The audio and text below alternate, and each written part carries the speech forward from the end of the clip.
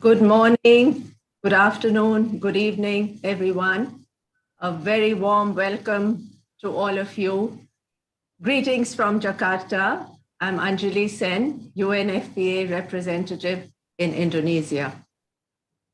It's a pleasure to have an audience from across Asia Pacific, including Thailand, with us for this very special two-part event under the auspices of the Generation Equality Forum.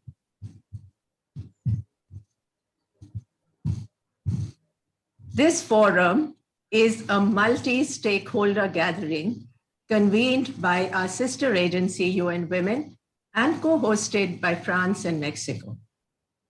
But before we go further, a quick housekeeping point. May I request all panelists to mute their microphones when they're not speaking? Thank you. We are providing simultaneous English to Thai language interpretation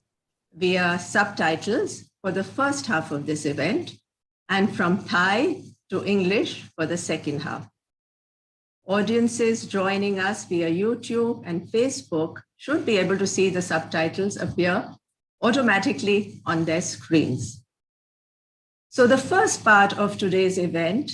is the Asia Pacific regional launch of UNFPA's flagship State of World Population Report, My Body is My Own, focusing on the crucial issue of bodily autonomy. The first ever United Nations report to focus on this theme. And the second part of today's event focuses on Thailand and its efforts to tackle the long-running challenge of adolescent pregnancy,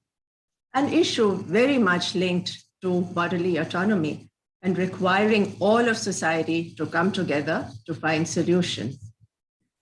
First, though, let's hear from our stakeholders, the Generation Equality stakeholders, beginning with His Excellency Thierry Mathieu, the French ambassador to Thailand, joining us from Bangkok.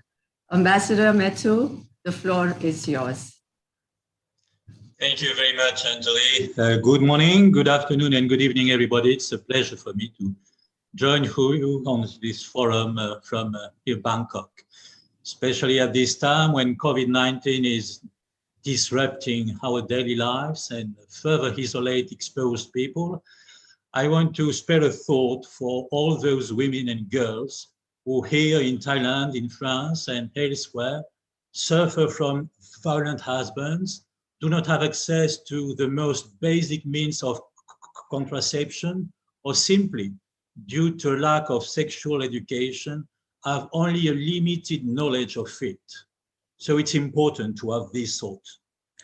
Given the many challenges which women still face in our society, sick of sexism, to quote Emmanuel Macron, our President has made equality between women and men the major cause of his term in office. France has been committed to a feminist diplomacy for 4 years already, with gender equality as a priority of its foreign policy.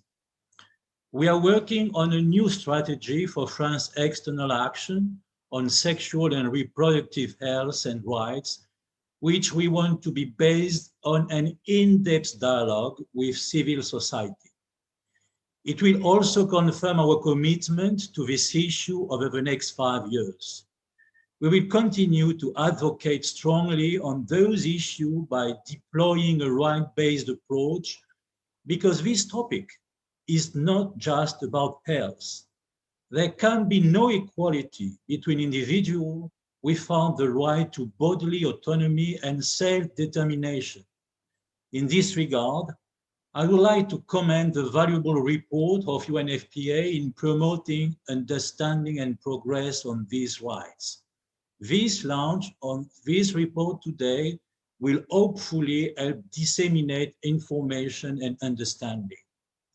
On the financial front, we are increasingly supporting civil society and women associations and movements, notably through a new €120 million fund to support women's organizations with sexual and reproductive health and rights among the top priorities of our agenda. As I said,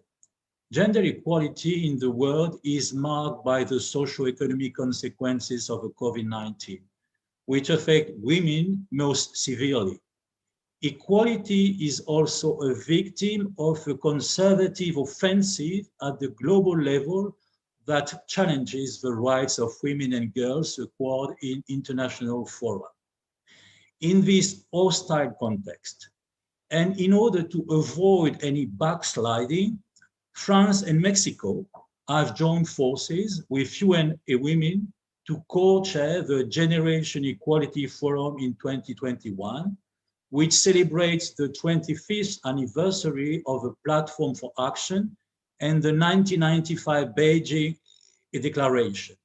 This forum aims to reaffirm loud and clear that women's rights are universal. Launched last March in Mexico City, the forum will culminate in Paris from June 30 to July 2nd in a virtual format that will allow massive participation of international civil society in 100 virtual events. On this occasion, a global acceleration plan for gender equality will be launched around 6 multi-stakeholder action coalitions: states, international organizations, private sector, and civil society. The President of the French Republic, Emmanuel Macron, wished that France would champion the thematic coalition on body autonomy and sexual and reproductive health and rights alongside the UNFPA. Following the example of today's event, and more globally of the Ambition program implemented with UN Women and the Embassy of Mexico in the first half of 2021 here in Thailand, you can count on the French Embassy in Thailand to be very active on those issues. Eventually, I would like to thank the other stakeholders on this event, especially UN Women, UNFPA, UNICEF, and the Embassy of Mexico in Thailand, who all together today show and have the expression of a strong collective mobilization in favor of sexual and reproductive health and rights in Thailand and in Asia Pacific. Thank you very much to all. Thank you very much, Ambassador Mathu. Let's now turn to Mohammed Nasiri, UN Women's Regional Director for Asia and the Pacific, also in Bangkok. Mohammed, the virtual floor is yours. Thank you so much, Anjali, and thank you, Ambassador Mathu, for your thoughtful remarks and for the continued personal commitment and the dedication of your good offices and the Embassy in France to gender equality here in Thailand, but also around the world. In addition, I would like to extend my sincere gratitude to the Embassy of Mexico, as well as my colleagues at UNFPA, UNICEF, and UN Women in Asia and the Pacific for organizing this event and for everyone who's attending today. All people have the right to exercise their bodily autonomy. However, this right eludes millions of women and girls throughout the world. The realization of bodily autonomy within the broader framework of gender equality is a core component of UN Women's Generation Equality Campaign, which unites governments, civil society, and the United Nations family to achieve women's rights for an equal future. Having begun in Mexico City and concluding in Paris end of June, the forum's ambitious aim is to introduce a series of concrete, ambitious, and transformative initiatives to achieve immediate and irreversible progress towards global gender equality. Besides bodily autonomy and sexual and reproductive health and rights, we are also focusing on gender-based violence, economic justice, climate justice, technology and innovation, and feminist movements and leadership. We know these issues are intimately linked, and without addressing bodily autonomy, many other important goals are unattainable. Women's body autonomy plays a crucial role in some of the most significant life-changing decisions they will ever make. including marriage, education, and motherhood. Women are more often the primary caregivers of children, and women's reproductive years are often correlated with her economically productive years. Thus, women's availability and ability to pursue different kinds of economic opportunities is shaped by issues like planned and unplanned pregnancy and childbirth. This often leads to wage gaps and reduced self-sufficiency.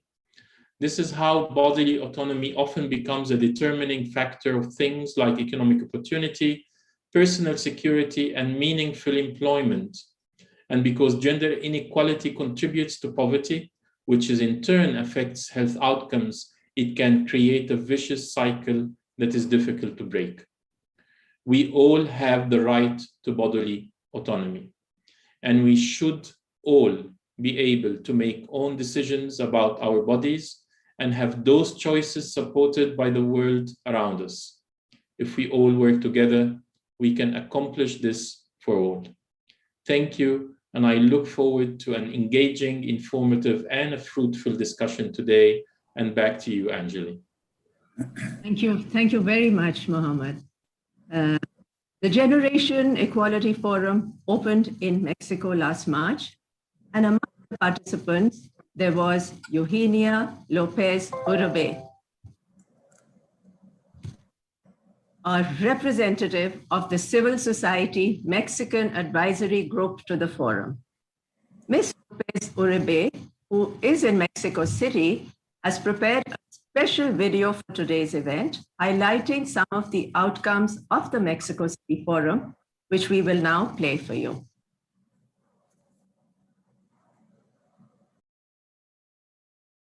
Hi, my name is Eugenia Lopez Uribe, and I am part of the CSAC for the Mexico's Forum, and I'm the Regional Director for IPPF for the Americas and the Caribbean. I want to take this opportunity to share with you some of the recommendations that we have galvanized as part of our pathway towards a feminist agenda for Generation Equality Forum. This is a civil society organization's initiative that wants to bring all the key recommendations and priorities from the wider movement of feminists and women around the world as a contribution for the Generation Equality Forum. I want to start saying that securing the human right to the highest attainable standard of health requires making universal healthcare coverage a reality, addressing the social determinants of health and understanding that compounded trauma of discrimination and poverty directly leads to negative health outcomes. Reproductive justice and comprehensive, freely accessible sexual health care remain an unfulfilled priority globally. Our rights to bodily autonomy require establishing and enforcing legal protections for comprehensive reproductive health care and the right to choose if, when, and how to have a family, transforming harmful gender norms, social practices, and beliefs, and transforming economic structures that commodify the bodies of girls and women and limit our opportunities to reach our fullest potentials. To fulfill the right to health and bodily autonomy,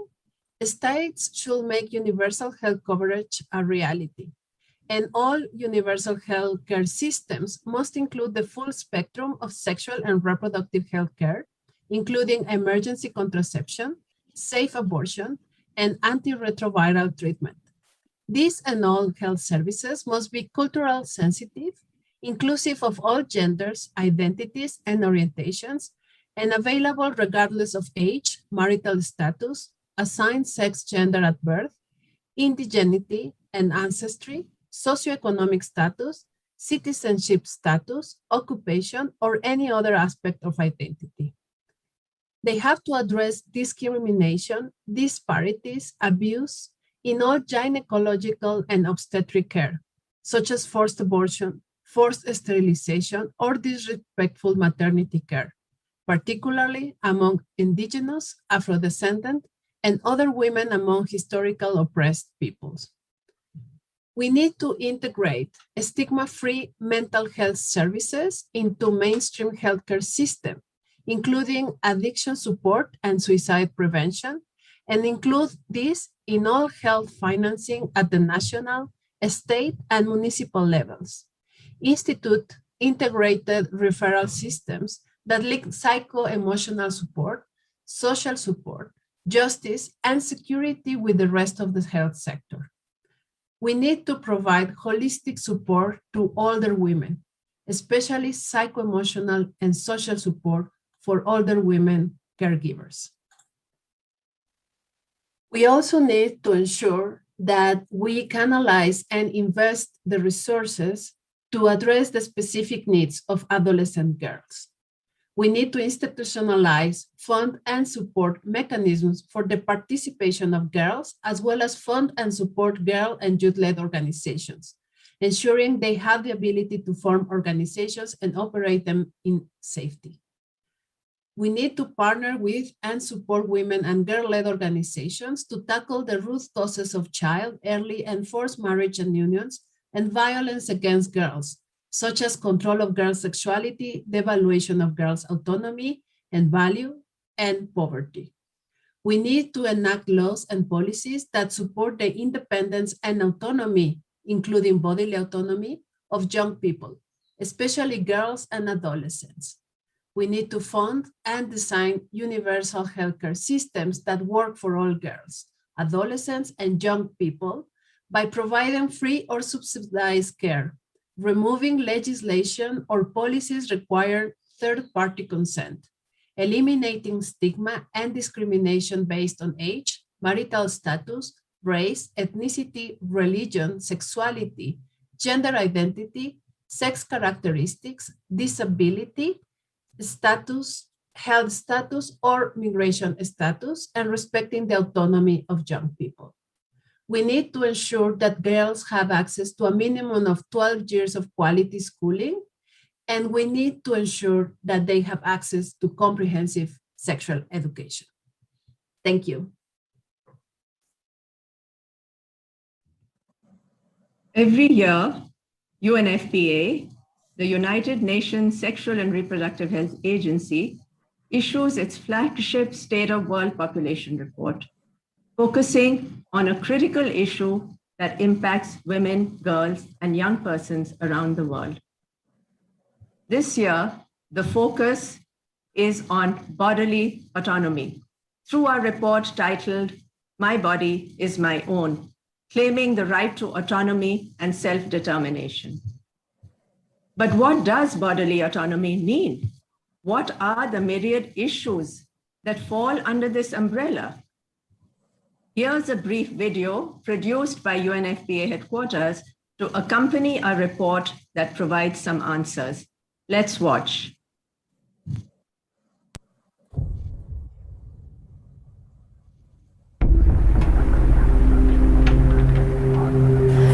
Na verdade, eu ainda não sabia bem o que é isso da autonomia corporal.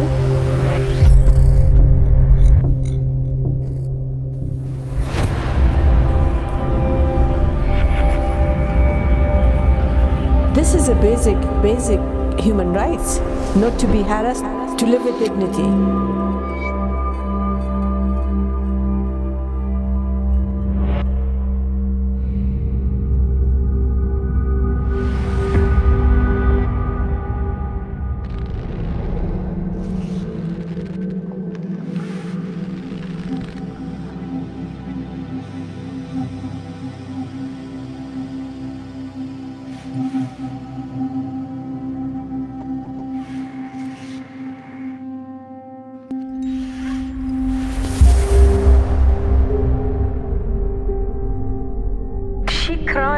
She said,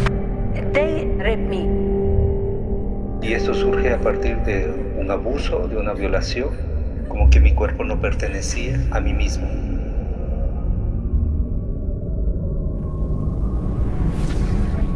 This is torture. This is against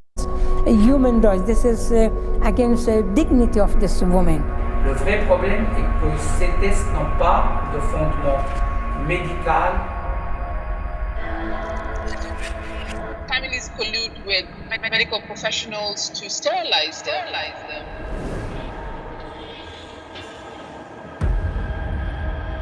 жить не в своем теле, это ужасно. Избивали, типа, каждый день, типа, чтобы выбить трансгендерность из человека.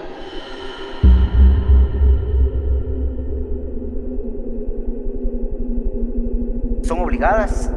por ejemplo, a tener relaciones sexogenitales. Ainda que a mulher não tenha vontade ou prazer sexual na altura, ela sente-se obrigada a fazer porque o parceiro quer.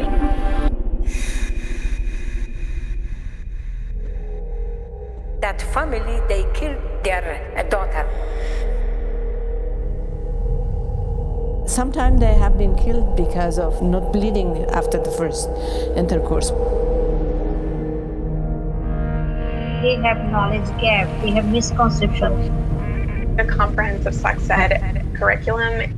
would be critical. In many cultures, it's very stigmatizing, even go to a reproductive health service facility. Women and girls reported over and over again things that their male partners did to make it impossible for them to control their bodies and particularly to control their using contraception. Es muy común, ¿no? Legislar de una forma que no habla con las comunidades de las cuales está cambiando la legislación. When our laws and our policies are vague and our language is ambiguous, it doesn't provide for survivors or people who are experiencing this level of abuse or violence.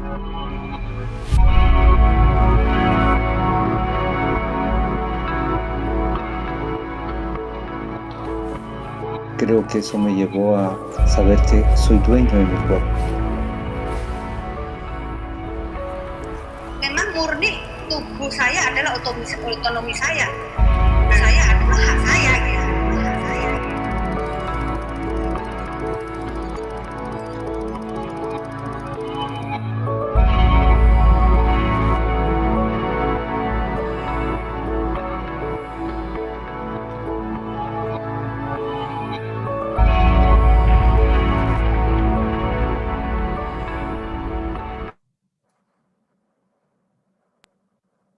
UNFPA co-leads the Bodily Autonomy Working Group under the Generation Equality Forum,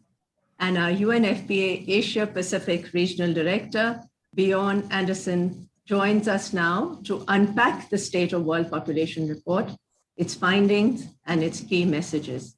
Over to you, Bjorn. Thank you so much, Anjali. And Your Excellency, Ambassador Thierry Mato, UN Women Regional Director Mohammed Nasiri, and distinguished speakers, panelists, colleagues, and friends joining us today. On behalf of all of us at the UNFPA Asia Pacific Regional Office in Bangkok, a very warm welcome to the regional launch of our global flagship State of World Population Report 2021, titled My Body is My Own, the first ever United Nations report on bodily autonomy. Let me start by explaining what this report is all about and why it is particularly relevant today. Every day, across our region, women and girls are subject to experiences which violate their human rights. Consider these typical scenarios. At this very moment, a girl somewhere in the Asia and the Pacific region is being told today will be her wedding day. She has just turned 13. A woman who has been walking for a couple of hours to her village health center to seek contraception. When she arrives, she'll be informed that there will be no prescription without her husband's consent. Somewhere today, an adolescent girl is discovering that she is expected to undergo a rite of passage forever to be wounded by female genital mutilation. The experiences of these girls and women are unfortunately not exceptions. All around the Asia Pacific region and globally, millions of women and girls are not in control over their bodies, which dictates that they are therefore not in control of their lives.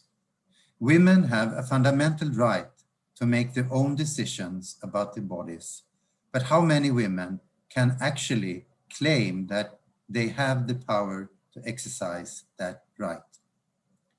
Our 2021 UNFPA State of World Population Report shows that in countries globally where data is available, nearly half of women lack the power to make their own decisions about whether to have sex with a partner, about whether to use contraception, and about whether to see a doctor. In the 8 Asia-Pacific countries where data on these 3 issues are available, only 59% of women are fully empowered to exercise them. Often these decisions are made or unduly influenced by others, including partners, families, societies, and even governments. The right to the autonomy of one's body means that women and girls must have the power and agency to make choices without fear of violence or coercion or having someone else decide for them. Intertwined with bodily autonomy is the right to bodily integrity,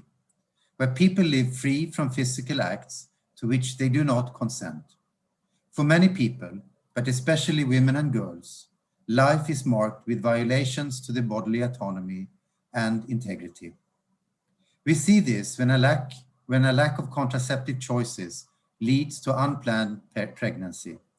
We see this in the terrible bargain made to exchange unwanted sex for a home and food. We see this in life-derailing practices such as child marriage, so common in South Asia and elsewhere, as well as in gender-biased sex selection fueled by son preference. All of this witnessed to varying degrees in Asia-Pacific.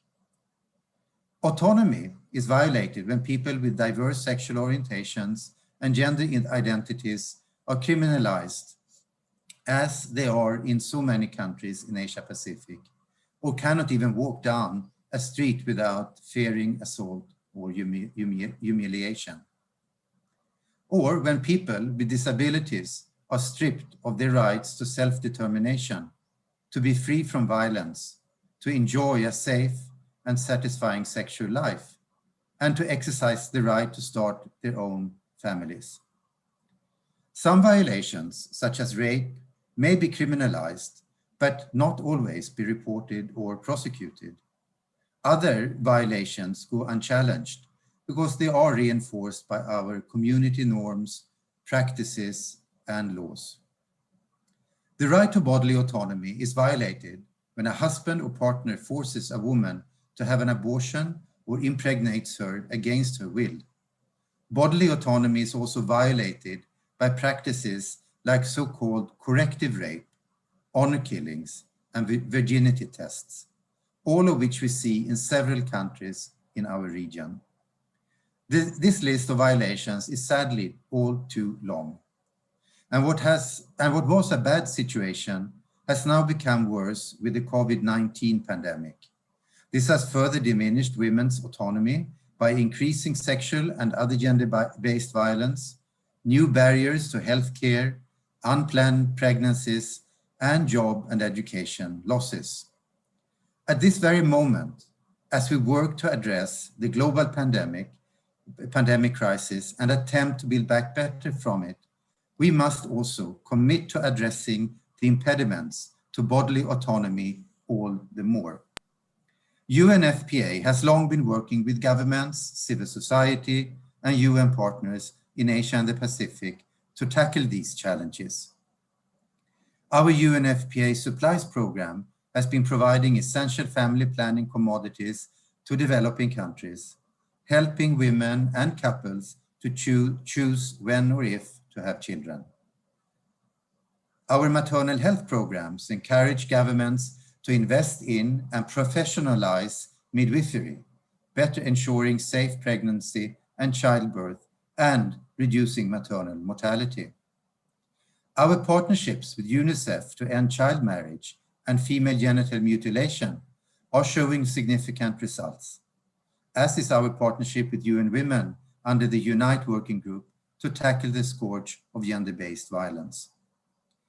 And we bring all of these issues together in our humanitarian response interventions for women and girls impacted in the world's most disaster-prone region. Although there are many impediments to bodily autonomy, gender inequality is perhaps the most pervasive one, as the State of World Population report makes abundantly clear. Gender unequal norms and attitudes lead to power imbalances in relationships that restrict women's decisions, particularly when it comes to sex and pregnancy, or drive the expectations that women must defer to their husbands or partners in all aspects of their lives. Real, sustained progress, therefore, necessitates action at the grassroots level and depends on uprooting gender inequality and all forms of discrimination, and transforming the social and economic structures that maintain them. In this, men must become allies. Many more men should commit to stepping away from patterns of privilege and dominance that profoundly undercut bodily autonomy. While a bold goal, gender equality is also an internationally agreed one. Gender equality underpins key global frameworks, including the landmark program of action that stemmed from the 1994 International Conference on Population and Development, or ICPD. Governments can also fulfill the obligations to strengthen gender equality under human rights treaties, such as the Convention on the Elimination of All Forms of Discrimination Against Women, or CEDAW, and the Convention on the Rights of the Child. This also means passing and implementing laws that enshrine gender equality in its various facets, including bodily autonomy. In doing so,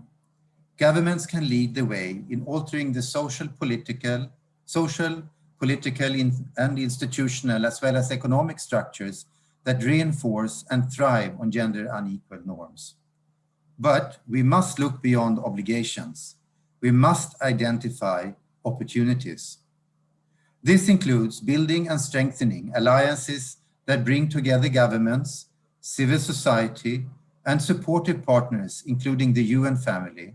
to truly forge a coalition of the willing, all the more crucial at this moment in time. Ultimately, a woman who has control over her body is more likely to be empowered in other spheres of life. She gains not only in terms of autonomy, but also through advances in health and education, income and safety. She is more likely to thrive, and so is her family. When we see these benefits accrue across whole societies, we understand that communities and countries will flourish when all people are empowered to make their own informed decisions about their bodies and futures. Realizing autonomy will help us realize a world of greater justice and human well-being, and a world that can truly be gender equal, a world which benefits us all. UNFPA is fully committed to leading efforts in realizing this important goal in Asia and the Pacific, together with partners. And thank you for all your support and for taking this journey with us. I look forward to listening to our compelling speakers, whose stories, work, and experiences will illustrate many of the themes of our report touches upon. And thank you all once again for joining us, and especially thanks to Ambassador Mattu. Thank you, and over to you. Thank you, Bjorn, for taking us through the highlights of the State of World Population Report. Indeed, we are joined by 4 remarkable women whose stories and whose work exemplify key aspects of the report, beginning from Rachna Sunar from Surkhet in Nepal. Rachna is a renowned activist who has long fought child marriage and other harmful practices against women and girls, using her own story as an example to inspire others. She is the founder of the Sambat Center, which works to educate and empower girls and bring about change in the wider community. Rachna, thank you so much for joining us and for your partnership with UNFPA. When we speak about bodily autonomy, what does that phrase mean to you, Rachna, and to the lives of the women, girls, and young people that you work with? Rachna?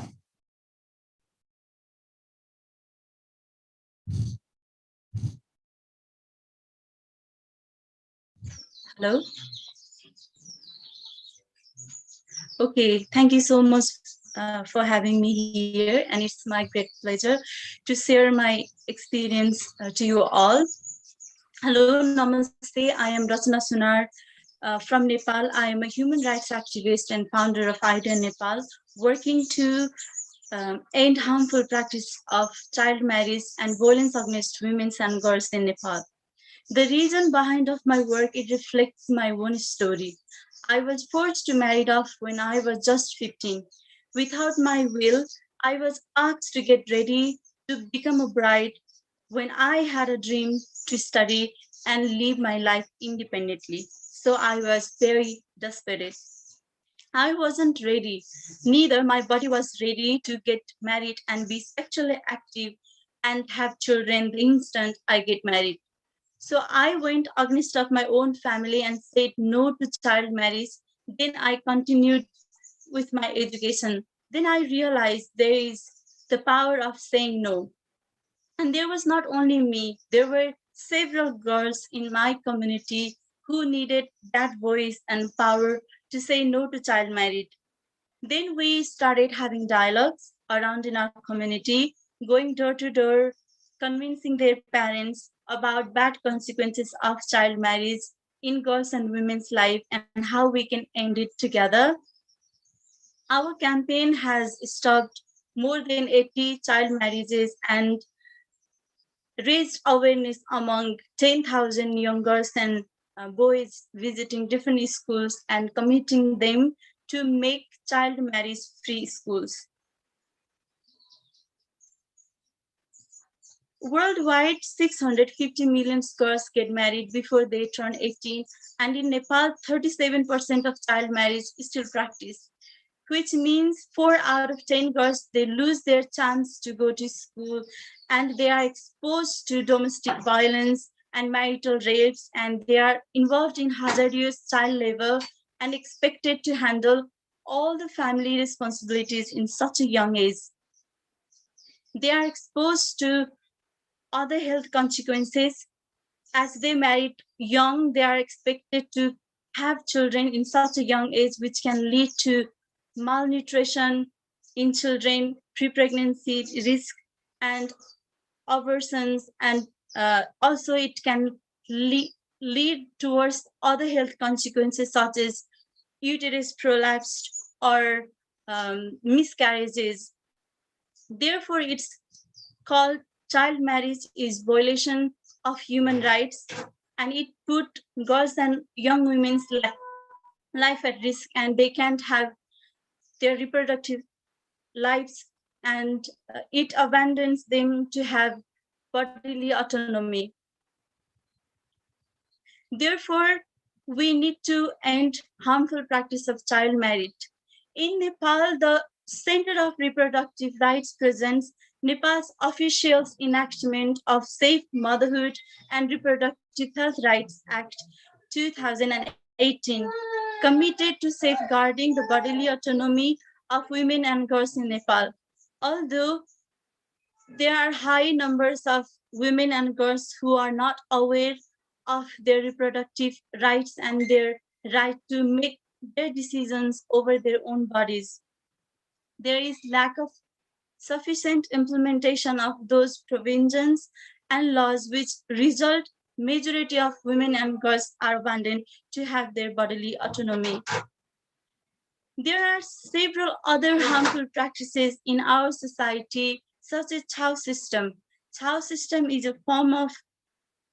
menstruation taboo which restricts women and girls to enter inside of their house. It restricts them to touch their household belongings, and they are considered as impure during their menstruation period. So they are forced to stay outside of the home for at least 5 to 7 days in a small mud, which is putting their lives at risk. Sometimes there could be animal attacks, and sometimes they can face group rape and sexual harassment. This not practice doesn't lead them to stay outside and be abandoned to go to school, but it also put them to the high risk of being sexually and sexual harassed in their community. We as a girl and women, our struggle starts from the womb to the earth, means the girl's fetus can be killed before birth, and a girl child can face many hurdles in life, in society, such as girls trafficking, sexual harassment, rape and acid attacks, gender discrimination, early child marriage, domestic violence, and so on, which makes girls and women the weaker section in the society. They are dependent and vulnerable to live their one life the way they want. I remember one very similar face in my community, and she is the lady, and she gave birth to 7 girls, and she had done more than 5 abortions, not because of her will, because her family were forcing her into giving the birth to son. So they went through the several abortions, although the doctor was giving warnings to them, and she could have the death threat. So finally, last year, she gave birth to a son when the global was going through the COVID-19 pandemic. She to a son, but she was not here anymore. She passed away because of overbleeding, and she gave birth to at home. She couldn't go to hospital because of the COVID risk and chances to get infected. So I remember her, and she's just an example, and there are many hundreds of thousands of women who are lacking to get their bodily autonomy, and they can't make decisions what is good for their health and what is not, what is their wishes and their decisions over their own bodies. So I remember her as a sample of all the women in Nepal, that Nepali women and girls, we are not having our fully access of bodily autonomy. So what is the solution? Of course, there is a solution, that we need to eradicate poverty, because poverty is the main root of cause for child marriage. And if we let our girls to school and invest in their education, they can have their life independently. They can be powerful and empowered to live the life they want. And mentoring and empowering young girls to dream big and live freely, and making girls and women economically, socially, physically empowered, so they can have their power to access their bodily autonomy. Thank you. Thank you so much, Rachna, for inspiring us as always. Stay well and safe at this time of challenge in Nepal. Fighting harmful like Rachna and so many others do isn't easy, of course. Long entrenched attitudes and practices are difficult to change. But we know that having laws in place that target such practices is indeed crucial and an essential step to bringing about the transformation that needs to happen. And someone who knows that very well and who has herself advocated for putting such laws in place is our next speaker, the noted artist Nikki Luna of the Philippines, a longtime advocate for the rights of women, a champion of sexual and reproductive health and rights, and who has also worked to end gender-based violence. She joins us today from Mallorca in Spain, where she is currently based. Welcome, Nikki. The Philippines. Hi. The Philippines. Hi. Hi, everyone. Welcome. Thank you so much. The Philippines has made significant strides when it comes to strengthening the right to bodily autonomy, for example, via the reproductive health law. But we know many challenges remain both in implementing that groundbreaking law as well as on many other fronts. So what's your assessment on how far your country has come on this and other fronts, and what remains to be done? How laws at their best can empower women, girls, and young persons, along with people and communities that are often stigmatized, but at their worst, can control and rob people of their dignity, rights, and choices, including from the perspective of bodily autonomy. So from your personal perspective, Nikki, of course, as well as how you've observed such laws across the spectrum impact society at large and women in particular in the Philippines, but more widely from your far-reaching observations. Over to you, Nikki. Thank you so much. Thank you so much to everyone here who have invited me to participate in this wonderful event today. So maybe it's best that I can reintroduce the work that I do. And I am Nikki Luna. I'm an artist, a feminist, and an activist. I would like to share with you how I use my art as a tool in defending girl child rights and women human rights. I have been an artist for over a decade, and this was a decision that I have made consciously because it is based from experience from within my own home growing up as a young girl. And I think it's best as well to go through some images that I will share. We will be able to delve into the topic on our bodies as our own. I have picked 3 artworks that I have made in the past years, and let us start with a piece that I have exhibited in London. So are you able to see it? Yes. So I recreated the sacred female body. I used marble dust and maternal blood, casting the form of the Virgin Mary. When I say I use maternal blood, I actually was able to ask permission from those who have been, who were gonna give birth, if I could get the discarded blood off from the floor. I had been fortunate enough to have some access since I was working with a community of girls and women for my art workshops during this time in marginalized areas in Tondo, Manila. The girls and women I have had the privilege to connect with were going to give birth at one of the busiest maternal public hospitals in the world, delivering 60 to 100 babies in a period of 24 hours. And I come from a country currently with about 108.8 million population. And with using, of course, the UNFPA data and research, with more than 500 adolescents are becoming pregnant and giving birth each day. So this is one of the girls that I worked with. I still am connected to her, and I definitely asked for her consent to share this image during this time. This was back in 2016. So she was only 15 years old with her baby. And the father was an older man. So here, another picture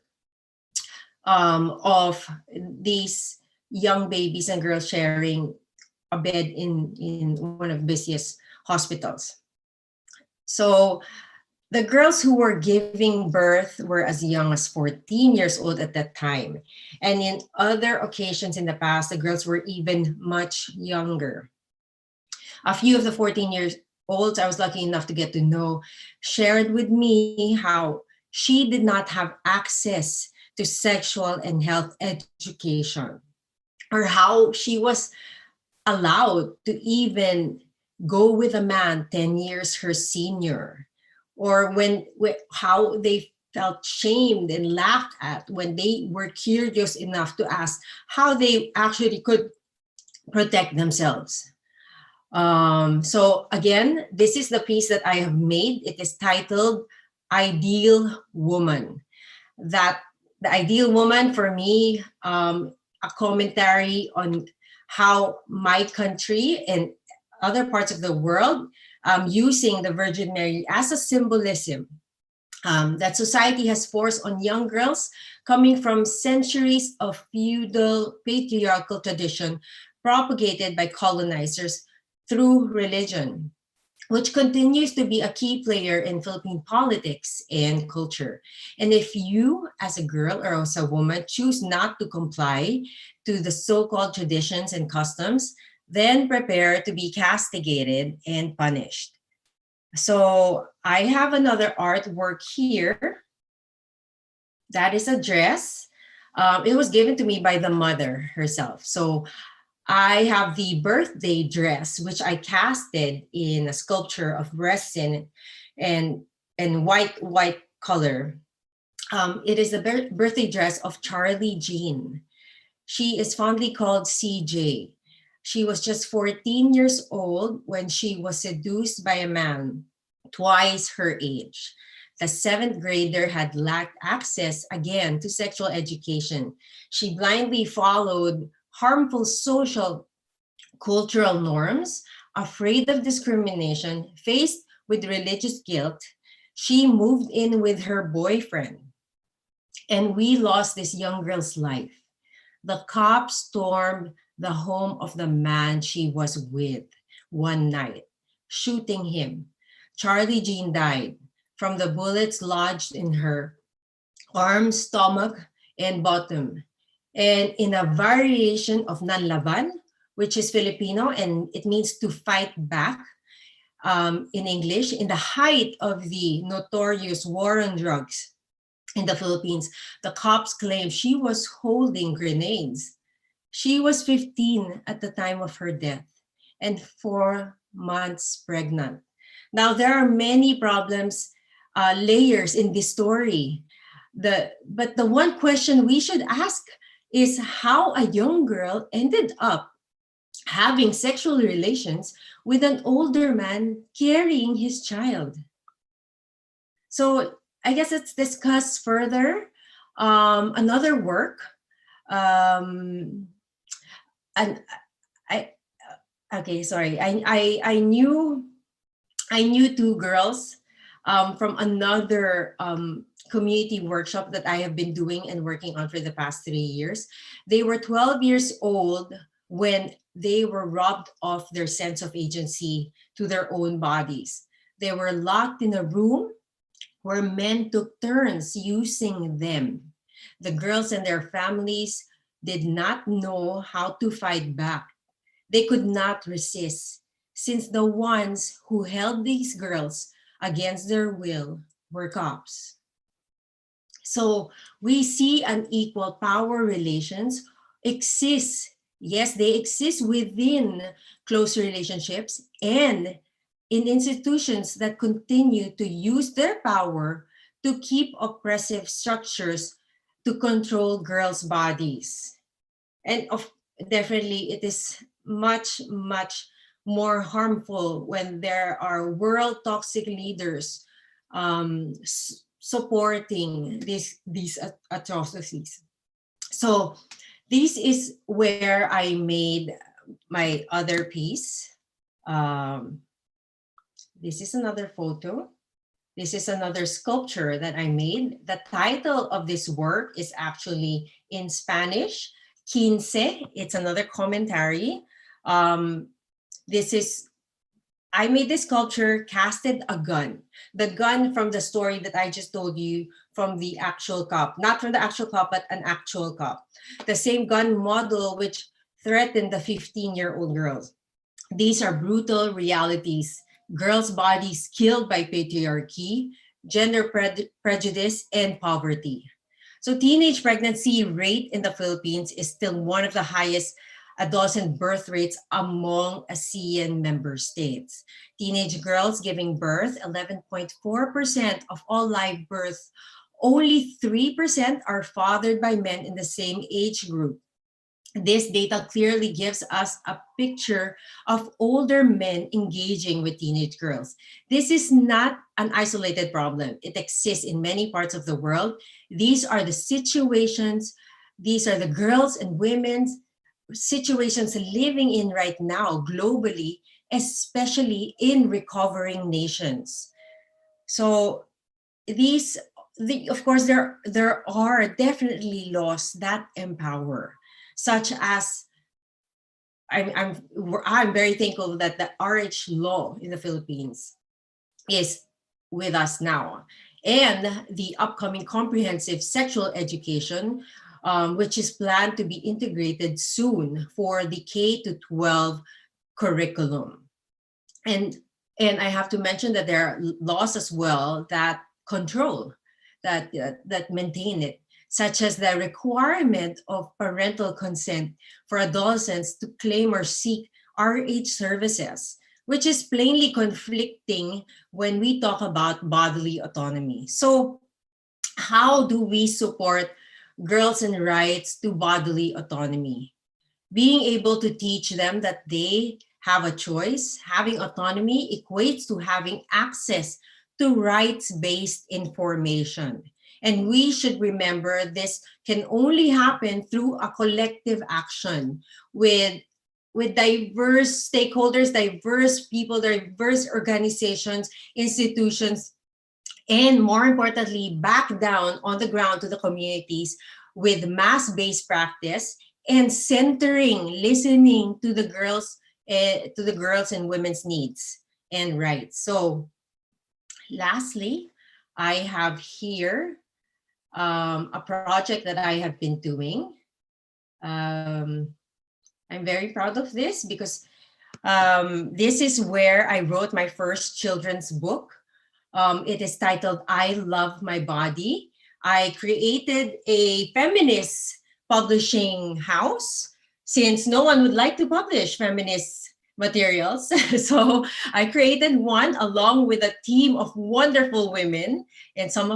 of them are working within these wonderful organizations. And this is now in English. It was originally in English, which I wrote and then translated in Filipino by Faye Cura and published in French by Bayard Press. It teaches children about consent, valuing and owning their bodies. And I thought if I was going to start somewhere, it is best to teach children as early as possible. And this didn't come from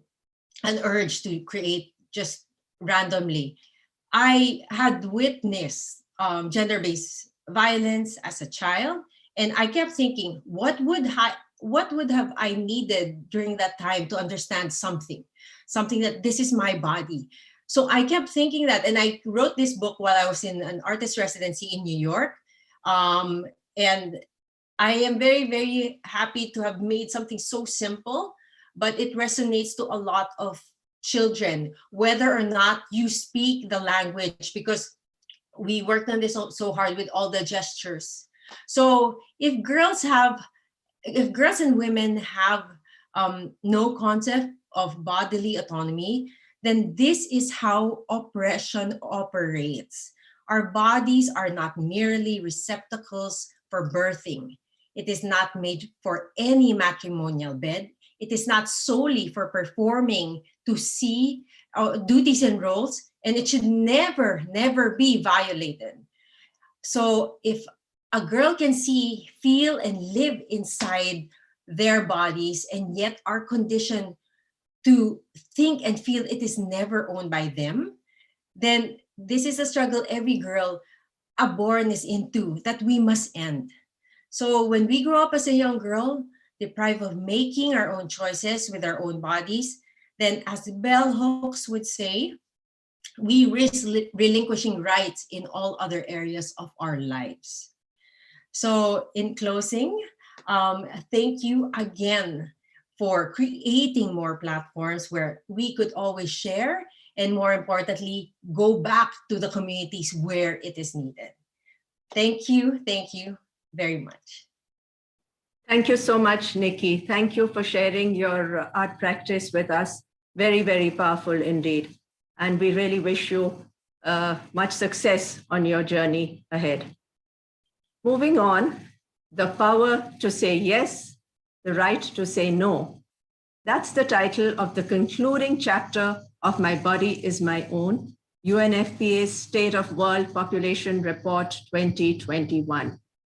It refers, of course, to the right of every person has over the most intimate or personal aspect of their lives, including the right to decide whether or not to have sex with their partners, to use contraception, or to seek health care. We know that the denial of this right is an egregious violation of bodily autonomy. Strengthening this right and achieving bodily autonomy depends on gender equality and expanding choices and opportunities for women, girls, and excluded groups. Someone who has fought long to address these challenges is our final speaker of this session, the veteran advocate Nolene Nabilevo from Fiji, who heads Diverse Voices and Actions for Equality, or DIVA, and who joins us now from Suva. Nolene, you've long woven diverse issues and strands together in your work, amplifying the voices of the marginalized, even as you advocate for climate justice and other burning issues that impact not only the Pacific region, but far beyond. What does the power to say yes, the right to say no, mean to you as you reflect on what's gone before and what may lie ahead? Nolene, over to you. Thanks, Anjali. Good morning, afternoon, evening to governments here, to UNFPA, UN Women and Gender Equality Forum partners, civil society and friends. I'm speaking to you from Fiji. We're in the center of the Pacific Ocean, and this region obviously covers a quarter of the surface of the earth. There's 22 island states and territories. And thank you. I've really enjoyed the session and learned so much so far. I'd really like to share just 8 key points in 8 minutes. I'm trying, and some personal insights. So we'll see how I go. And really, this is knowledge from activist movements in which I live and work daily. I tried to put some detailed notes in the chat, but I haven't had success just now. So I'll try and do it at the end of my talk, but we'll also have them available on the Diva for Equality website as well. Because there's some specific things that states and all of us need to work on. And we've tried very much as feminists around the world to put that together in a very special Beijing +25 feminist declaration. And I've cut and pasted the issues that specifically, I think, speak to this issue of bodily autonomy and integrity. So I'll go to that a little later. So first, one of the things I wanted to maybe just take us out a little and speak about is that every human being needs to stand equitably alone and equitably with others in order to survive and to thrive, and to be free and equal. So bodily autonomy, obviously, and integrity, bodily integrity is essential to both those aspects, to the individual and the collective.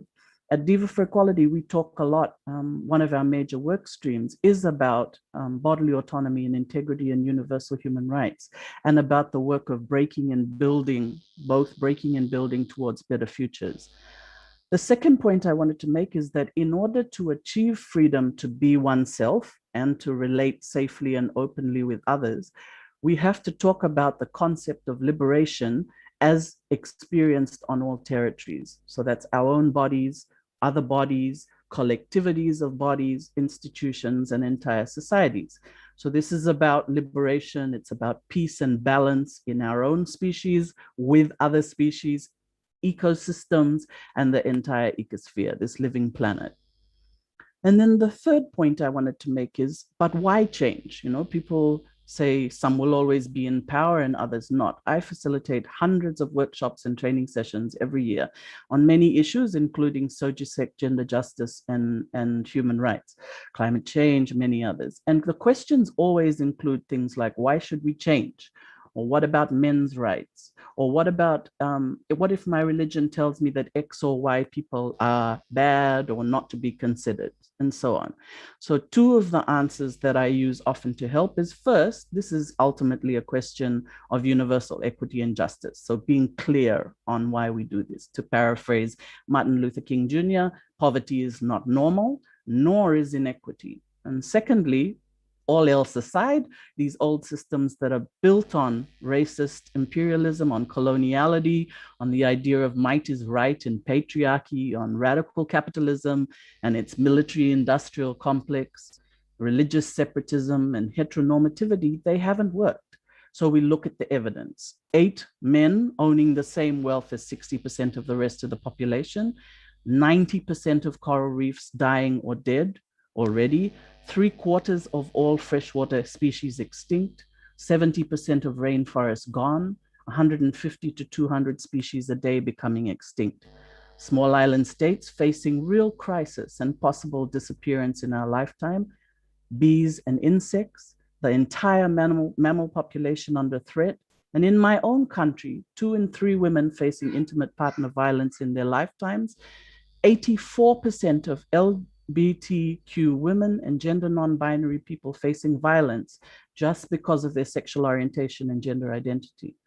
This is a death culture on a living planet, and we have to refuse it and build another. Say no and say yes to new just systems.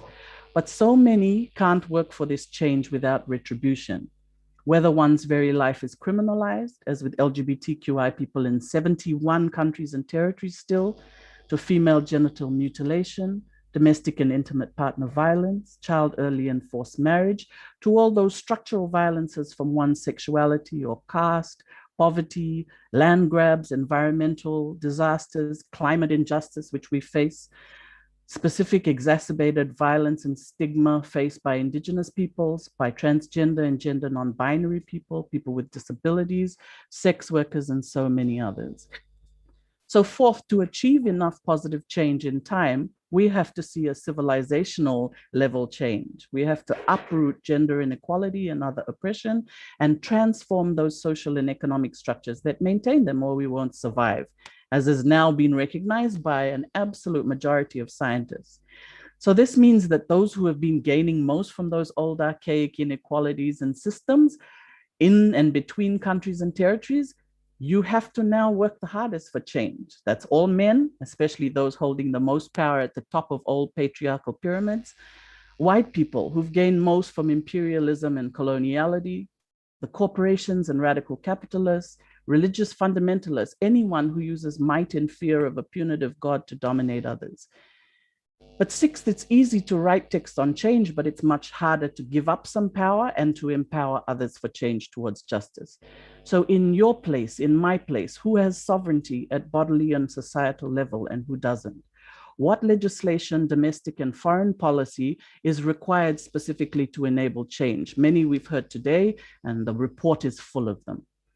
Seventh, we have to save ourselves and ameliorate and repair, if not all the damage we've done, but at least trying for a reconfiguration of states and societies. Hence the excitement about this report, because people can't move change without agency, without human rights, without deeper democracy. We have to exercise free, prior, and informed consent and autonomy over our lives, including our sexualities, our identities, our bodies, all those desires and pleasures, free from all types of discrimination, coercion, and violence.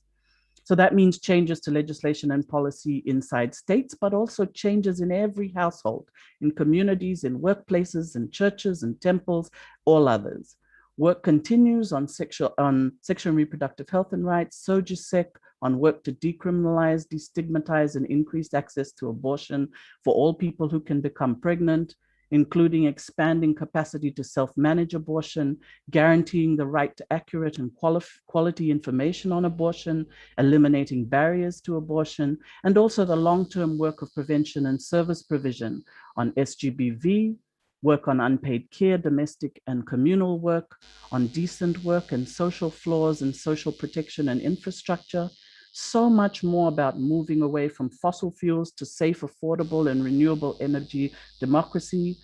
And right now, of course, all those issues such as vaccine justice, saying no to inequalities within and between countries as well. I was asked to weave into this presentation my own story, and I'm trying to do that now. I'm a cis woman, I'm a lesbian, a mother, an aunt, a feminist activist, and an organizer from a small island state. I'm an Indigenous Fijian descent through my father's side and settler European descent in Australia through my mother. And I've been working on these issues of social, economic, ecological, and climate justice since I was 17 years old, and I'm now 53. So I've faced a lifetime of state and non-state oppressions and pressures to make myself smaller, to be softer, to conform and capitulate, to fit within a heteronormative patriarchy. As a younger woman, I was brutally bashed by a stranger and left with my mouth and chin split open. I've been assaulted, spat on in the street, verbally abused and called names because of my sexuality. I've had my house stoned, been rejected from some family and close friends and their families. I'm not able to marry the woman I love in my own country, so I did it elsewhere. I can't formally adopt as a family unit, even though our home is loving and quite functional, unlike many heteronormative ones. There are many state and corporate services I can't access, safety and security concerns as an LGBTQI activist that are not felt by mainstream civil society and others. But I also have had very supportive parents and friends and my feminist tools and movement that are my continued strength and resilience. And many don't have that. 45% of young LGBT people leave home or are kicked out of their childhood home before the age of 18 years in Fiji. How do they build lives of bodily autonomy and integrity with such high levels of structural violence, poverty, homelessness, and transient, and all the attendant problems then of social, economic, and ecological rights violations? It is not possible without the right and power to say yes and no. So these feminist and progressive heterodox movements have provided me and many others with the tools and resources to work both for personal liberation and liberation of others on all territories. The work of social movements of those both inside and outside governments, this will be the change. We are working hard to ensure more people have the tools, including the insights from this report. It's not a naive frame. As the Israeli philosopher Yuval Harari says, we have no real idea how feminists are making such huge changes in the world. Deep shifts from the early advances to the state on gender equality and in society scarcely 120 years ago in the push. Yes, we're far from where we need to be, and the changes are ad hoc, with strong pushback from those speaking about gender ideology as if patriarchy is not a gender ideology, pushed on us for millennia. There are alternatives. We are building them because we must, and time is short. So as we approach so many tipping points on planetary boundaries and reassert primacy of freedom and liberation of all bodies and people, we have to make it crystal clear that regression must be collectively countered by all of us, and that reform isn't enough, because it only rubs off the rough edges, but not the cold, dark heart of oppressive systems. For that, you need reconfiguration and transformation, 1 million revolutions about the planet, and 1 million loud yeses to justice and no to unjust systems, including patriarchy. This reconfiguration of social, economic, and ecological systems will be hard as we accelerate now, but it's entirely necessary for survival of ourselves, other species, and for a safe, livable planet. So thanks for the opportunity to speak at the launch of this really useful global report built on the work of activists and social movements globally. Thank you. Thank you so much, Nolene. Thank you for sharing your story and for your wisdom and your insights. And this is just a way to round off the Asia Pacific launch of UNFPA's State of World Population Report, My Body is My Own.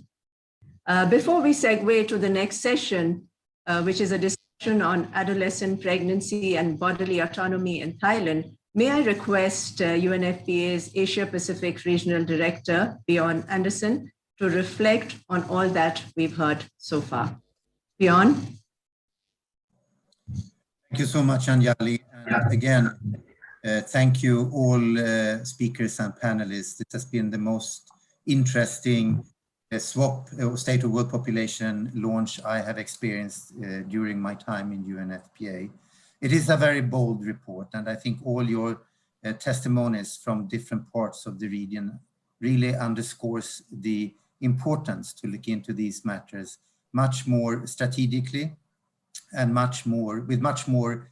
renewed energy, if you like, because if we cannot address them openly and frankly, we will never be able to achieve the very important Sustainable Development Goals, and especially the SDGs on women's health or health in general, and also gender equality. And I really would like to thank the panelists for your testimonies, and I'm looking forward to continue working with you in different contexts. And thank you for your inspirational words and also support for an organization like UNFPA that needs to navigate through sometimes challenging political environments in order to get our mandate through. Thank you so much. And again, thank you, Ambassador, for being part of this launch. I think that just also shows the government of France, its support for gender equality and women's rights, as well as the government of Mexico of pushing these agendas forward. Thank you, and back to you, Anjali. Thank you so much, Bjorn. And thanks once again to our amazing speakers. And of course, all of you, our audience, for having joined the launch of UNFPA's State of World Population Report, My Body is My Own, which can be accessed online at our global website, unfpa.org. Let me now turn to my colleague, Maria Holzberg of UN Women's Asia Pacific Regional Office in Bangkok, to lead us through the next session of today's event on bodily autonomy under the Generation Equality Forum, a compelling discussion on the challenge of adolescent pregnancy in Thailand. Maria, over to you. Thank you, Anjali, and it's lovely to see you and moving from Jakarta to Bangkok. I am Maria Holzberg and the Regional Humanitarian and Disaster Risk Reduction Advisor at UN Women's Regional Office. And I would like to profoundly thank our colleagues at UNFPA, especially you, Anjali, for your important and engaging session on the regional launch of UNFPA's flagship State of the World Population Report. They're always really important documents for us. So the theme of the report and the discussion that we want to have had so far today on bodily autonomy sits actually at the cornerstone of the second session that we're doing today, which is now a panel discussion entitled Mothers Too Young. So our panel discussion today will focus on the topic of adolescent pregnancy in Thailand, and we will look at the progress made so far, including looking at some landmark legislation, as well as some of the challenges that remain. So the second half of this, so where we're in right now, is organized by UN Women, along with the Embassy of France in Thailand, and the Embassy of Mexico in Thailand, as well as our colleagues from UNICEF. And it's done in the spirit and lead up to the Generation Equality Forum. And as coordinators together, we have invited speakers from various sectors to focus on Thailand and tangible efforts to tackle the ongoing challenge of adolescent pregnancy. So before we dive in, allow me to please introduce you to these distinguished panelists. We're joined today by Kunyotin Thongpawa, who is president of the Child and Youth Council of Thailand and a member of the National Committee on Adolescent Pregnancy Act. Kunyotin is a pivotal figure in Thailand's efforts to tackle adolescent pregnancy and safeguard the right of young people, including teen mothers. And you may turn on your camera and wave. Next, we have with us Dr. Mana Ramkiatisak, who is Deputy Director of the Bureau of Reproductive Health within Thailand's Ministry of Public Health, and serves also, in addition to other things, as a secretariat of the Act to Reduce and Solve Adolescent Pregnancy Problem. And rounding out our panel, we are very fortunate to have Kun Pratson Misa from the Shoklo Malaria Research Center at Mahidol University. And Kun Pratprason's work includes a focus on teen pregnancy among undocumented, marginalized communities in Tak province in Thailand. So thank you so much for joining us today and for your commitments to this really important issue. So I will dive into the conversation. So I would start maybe by turning to you, Kun Yotin. We would like to begin by asking if you're able to can provide an update of this Thailand's Act for Prevention and Solution of Adolescent Pregnancy, as well as what the rights that young people have in this country. What are the nature of these rights and where are there still gaps? And to respond to that, you have 5 minutes. So over to you.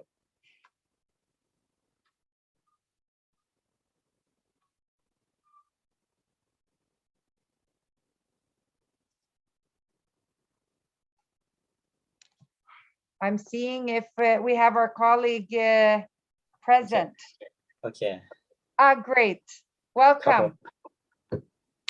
ประเทศไทยเนี่ยก็ได้มีการผลักดันให้เกิดพระราชบัญญัติการป้องกันการตั้งครรภ์ในวัยรุ่นซึ่งเป็นกฎหมายที่มาดูแลสิทธิของวัยรุ่นในเรื่องของการป้องกันการตั้งครรภ์ในวัยรุ่นรวมไปถึงอนามัยการเจริญพันธุ์ซึ่งแน่นอนว่าเกี่ยวกับเรื่องของสิทธิในร่างกายของตัววัยรุ่นด้วยไม่ว่าจะเป็นวัยรุ่นทั้งเพศหญิงและเพศชายก็ย่อมมีสิทธิในเนื้อตัวและร่างกายของเขานะครับสำหรับพระราชบัญญัติตัวนี้เนี่ยหรือกฎหมายที่เกี่ยวกับการตั้งครรภ์ในวัยรุ่นเนี่ยได้ให้สิทธิของวัยรุ่นนะครับโดยเน้นย้ำในมาตรา 5เนี่ยเน้นย้ำในเรื่องของสิทธิที่จะมีได้รับการบริการอนามัยการเจริญพันธุ์แล้วก็สิทธิที่จะตัดสินใจนะครับด้วยตัวเองและก็ได้รับข้อมูลข่าวสารที่เกี่ยวกับอนามัยการเจริญพันธุ์เนี่ยอย่างครบถ้วนและยังมีสิทธิที่จะได้รับการรักษาความลับแล้วก็ได้รับการจัดสวัสดิการสังคมอันนี้เป็นสิทธิขั้นต้นเลยที่แน่นอนว่าทุกคนมีสิทธิตัดสินใจได้เมื่อเกิดปัญหาขึ้นกับเด็กและเยาวชนหรือว่ามีการเกิดการตั้งครรภ์ในวัยรุ่นเนี่ยเขาก็มีสิทธิที่จะตัดสินใจได้ตัดสินใจในนี้ก็ยกตัวอย่างเช่น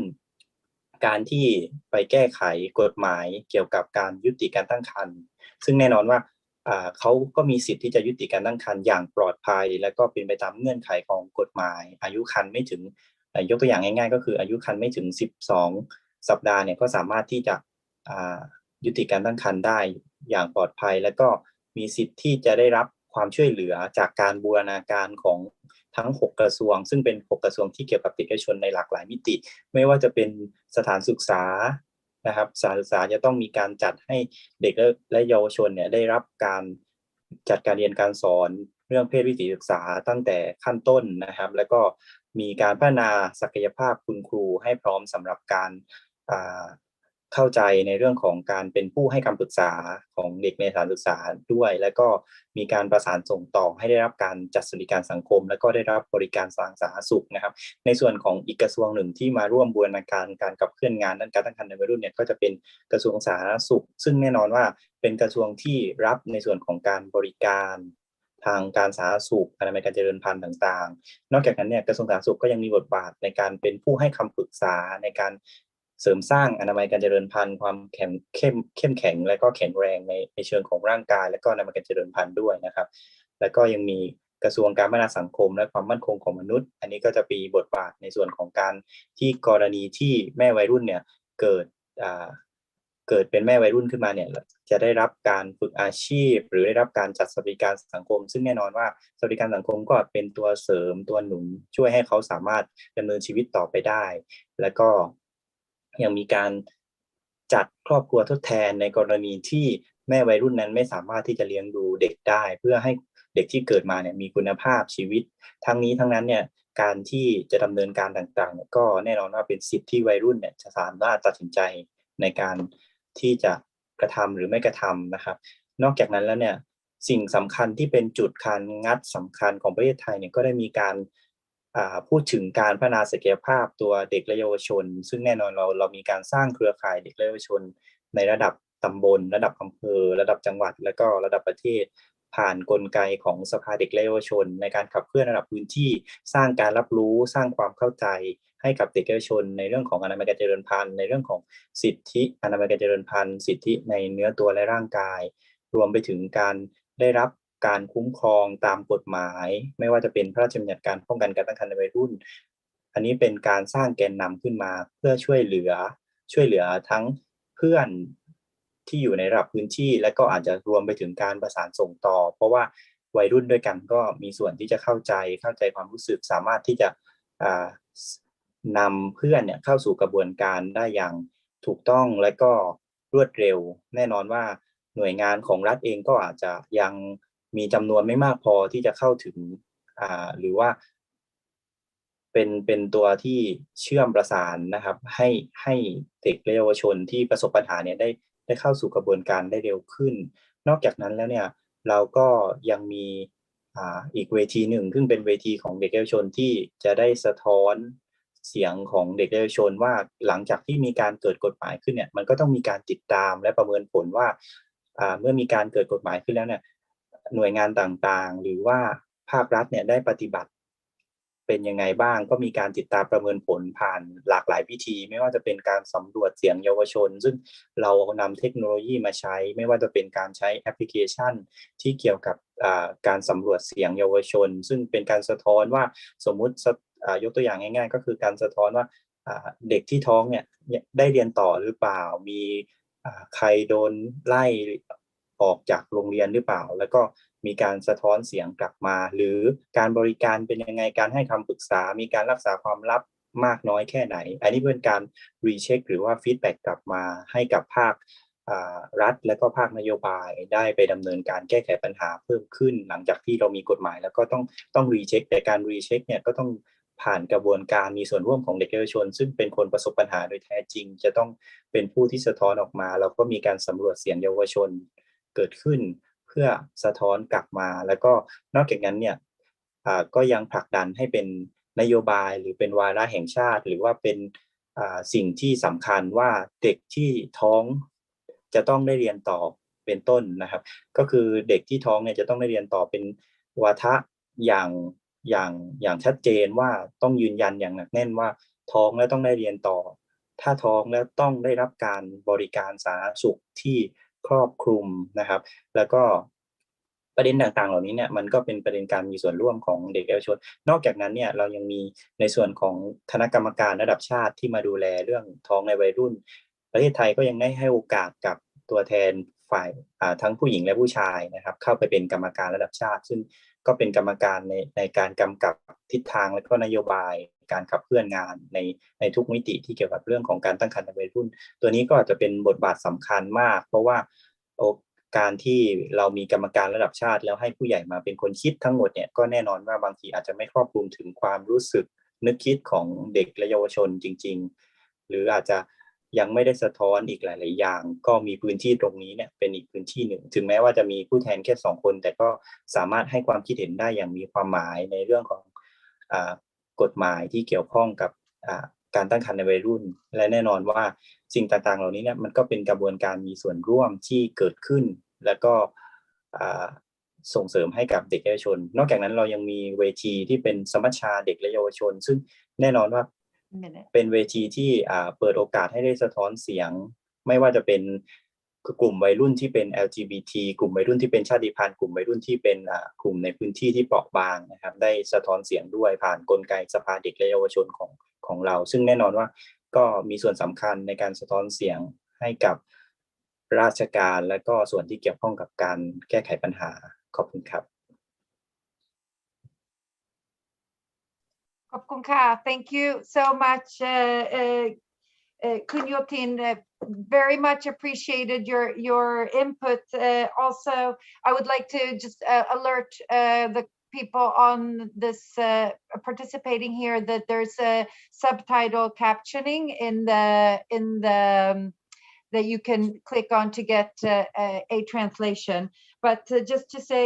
Kun Yotin, thank you so much for highlighting the linkages between the different policy departments, such as public health, social welfare, and the education sector. Also, you mentioned the issue about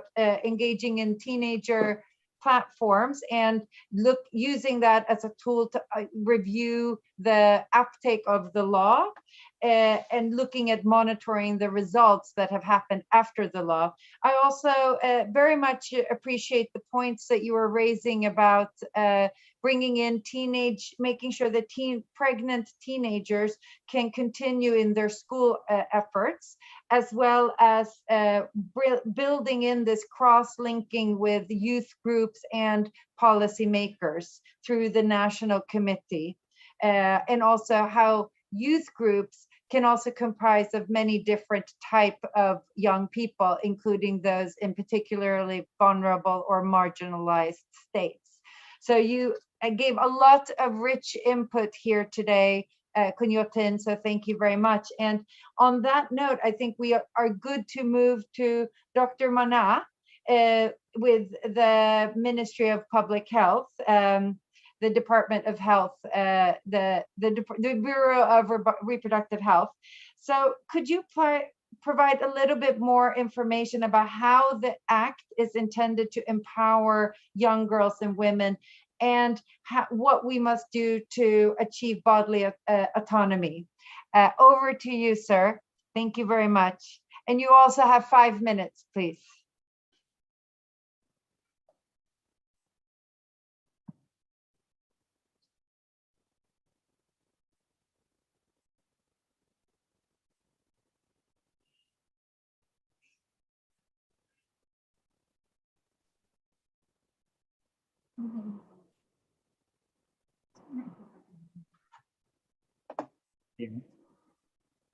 Good afternoon, Chair and all participants. I am Dr. Manat, Deputy Director of the Bureau of Reproductive Health. I will share the mechanism how Thailand approach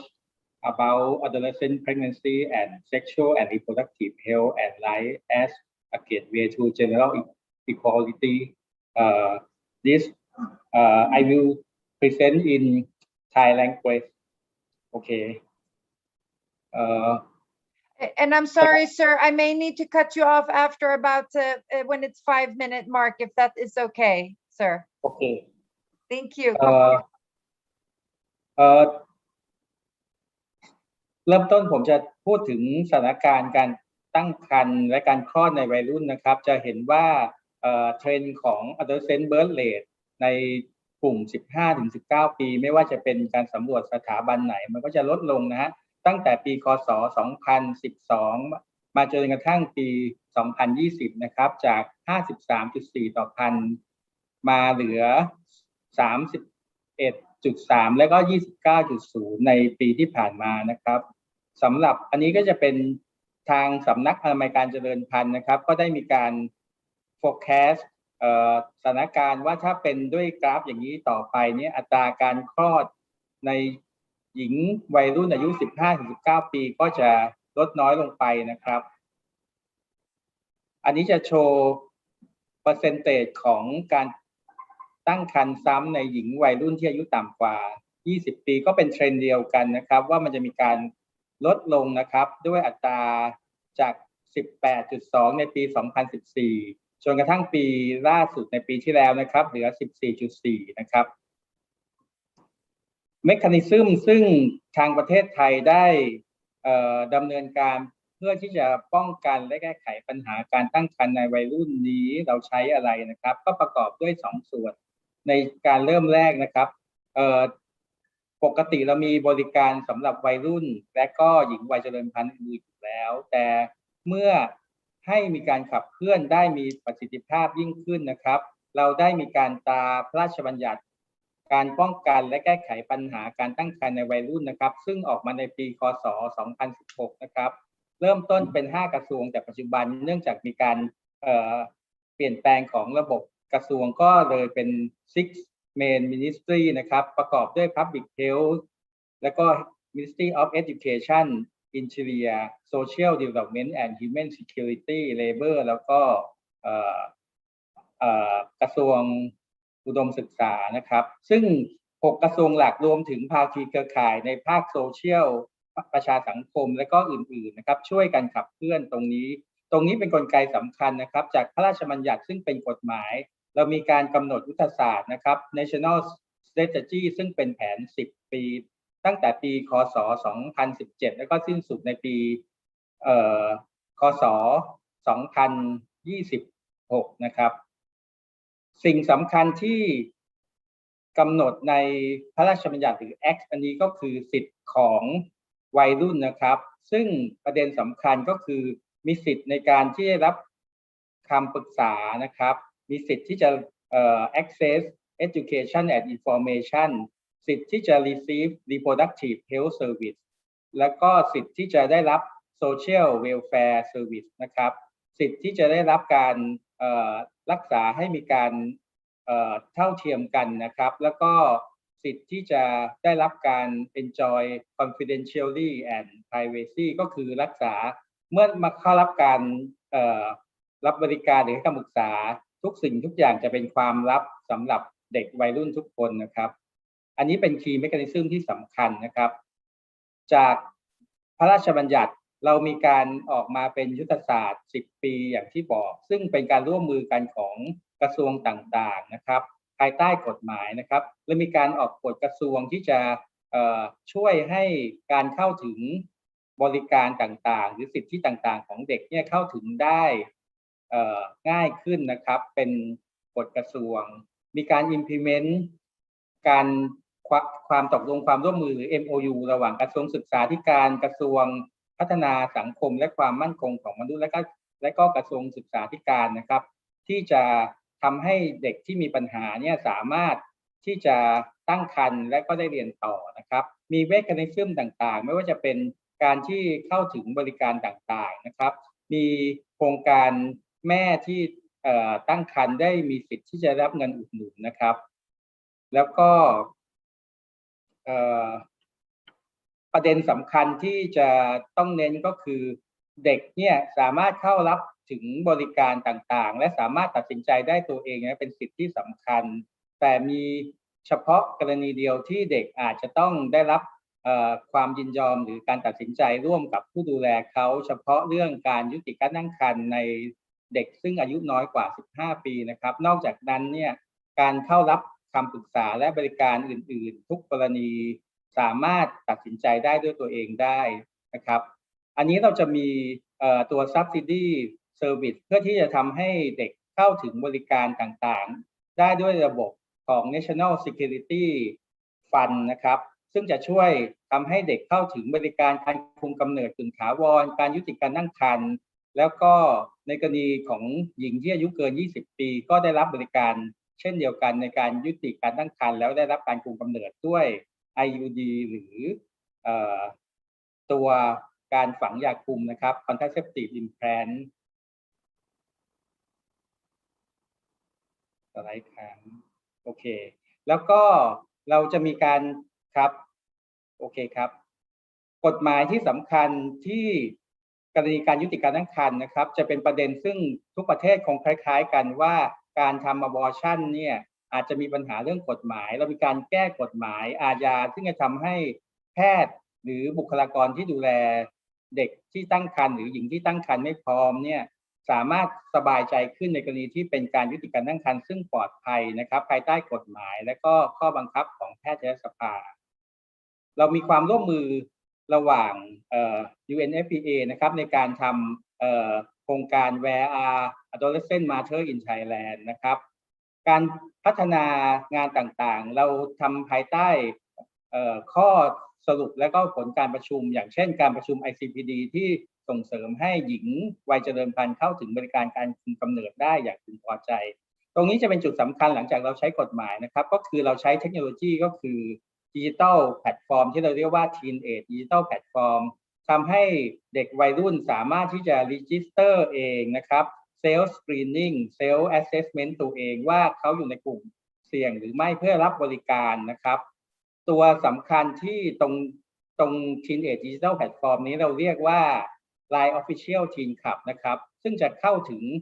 ความรู้ต่างๆ HL ต่างๆเขาจะทราบถึงความเสี่ยงของเขาเพื่อจะเข้าถึงบริการทั้งด่วนและไม่ด่วนนะครับมีฮอตไลน์นะครับอันนี้คือ QR code ที่จะ approach Line Official ซึ่งเด็กไทยจะนิยมที่จะใช้ Line Application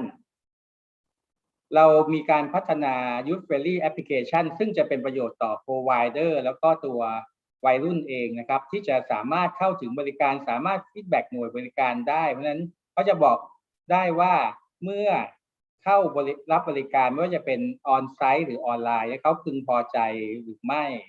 นะครับ In the next ครับเนื่องจากไอตัวระบบเทคโนโลยีเนี่ยมันยังเป็นการเริ่มต้นนะครับแล้วก็ต้องอาศัยความร่วมมือจากไม่ว่าจะเป็น UNFPA นะครับ UNICEF หรือภาคีเครือข่ายต่างๆครับที่จะพัฒนาระบบดิจิทัลนะครับเราต้องการให้เด็กทุกคนที่เป็นวัยรุ่นเข้าถึงTeenage Digital Platform เพื่อที่จะสามารถประเมินตัวเขาเองเข้ารับบริการเข้าถึง Health Literacy นะครับแล้วก็เราหวังเป็นอย่างยิ่งว่าเมื่อเด็กมี Health Literacy ที่ดีเนี่ยเขาจะเลือกได้เองว่าเขาจะดูแลตัวเองแบบไหนเข้าถึงสิทธิ์ได้ด้วยตัวเองนะครับแล้วก็ Line Official ตรงนี้มีความเป็นส่วนตัวค่อนข้างสูงเพราะนั้นก็เป็นไปตามบริบทที่เรากำหนดไว้นะครับก็ต้องขอบคุณนะครับ Thank you for your attention ครับ Thank you so much, Dr. Mana. That was a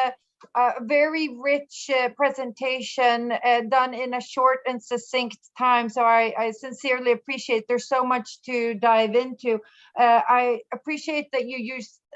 visual aids to also show the linkages between the 6 different government departments and how you use a memorandum of understanding between the different departments so that everyone understands their role. I also really appreciate hearing about the emphasis on the adolescent rights, because that is where we begin to start thinking about the issue of bodily autonomy. If you do not have the right, you won't have the bodily autonomy. And the closing on the the teenage digital platform is such an important tool for us to be able to provide the right type of information for young people. So I appreciate that very clear presentation and thank you. I am hoping you all will stay on because we will ask a follow-up question after. But now I would like to move to Kun Pratpatson. And thank you very much for joining us, because I would like to ask you, could you describe a bit about the research that you have conducted on teen pregnancy in the communities you've studied, and specifically among migrants? So the floor is yours, and you also have 5 minutes. Good afternoon, everyone, and thank you to the organizer that for the invitation for me to give a talk today. The question that you just asked, I will address during my talk. May I first share my slide?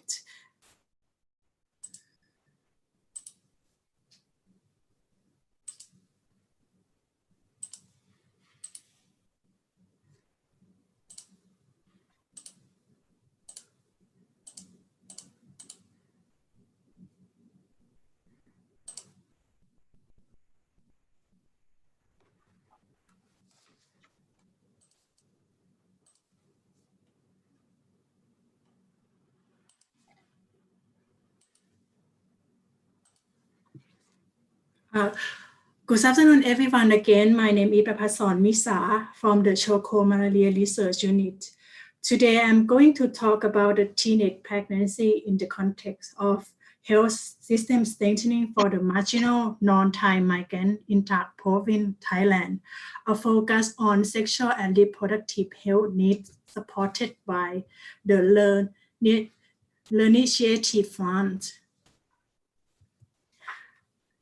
This is where we work. The Choco Malaria Research Unit provides the humanitarian support and conduct research to improve the quality of care provided to the marginal non-Thai migrant at the border clinic on the Thai-Myanmar border in Tak Province, focusing on the infectious disease and maternal and child health. When talking about the adolescent in our context, there are many issues to be concerned. As you can see here, in 2017, the youth forum organized in one of the refugee camps to discuss issues related to youth and their future. Education, drug use, and suicide were among key themes, key concerns. As well, another issue is teenage pregnancy, which the SMIU had identified as high in migrant and refugees along the border. A lack of correct information about sexual and reproductive health rights services that are not appropriate to the young people, violent and forced marriage are causes of the teenage pregnancy allow here. This is the graph showing the graph. We have summarized newly registered migrant pregnant women aged between 15 to 19 years at two of the border clinic.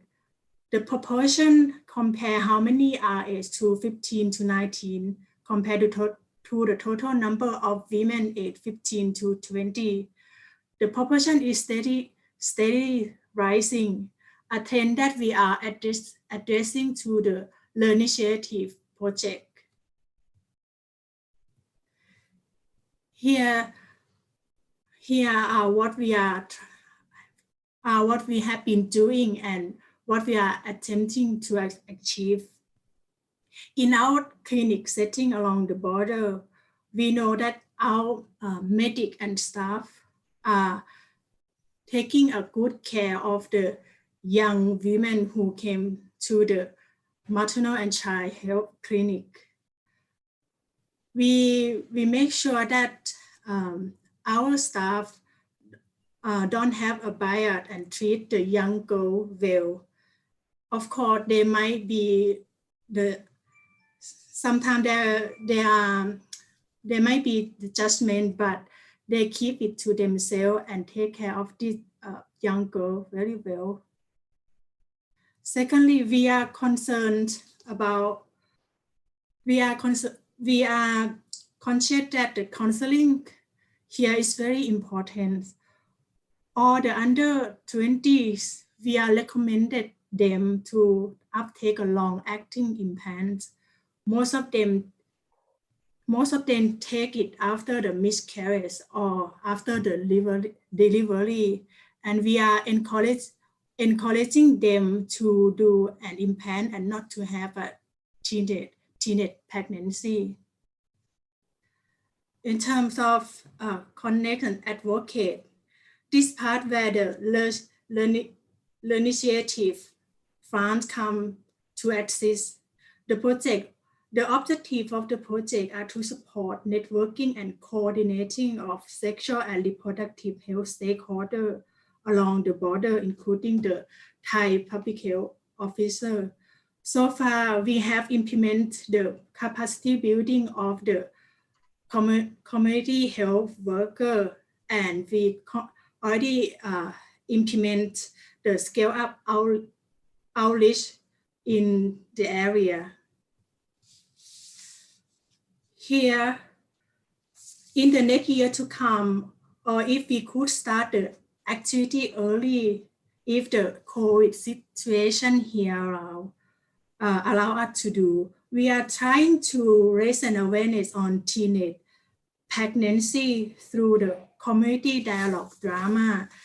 As in our setting, people here do not openly talk about sexual reproductive health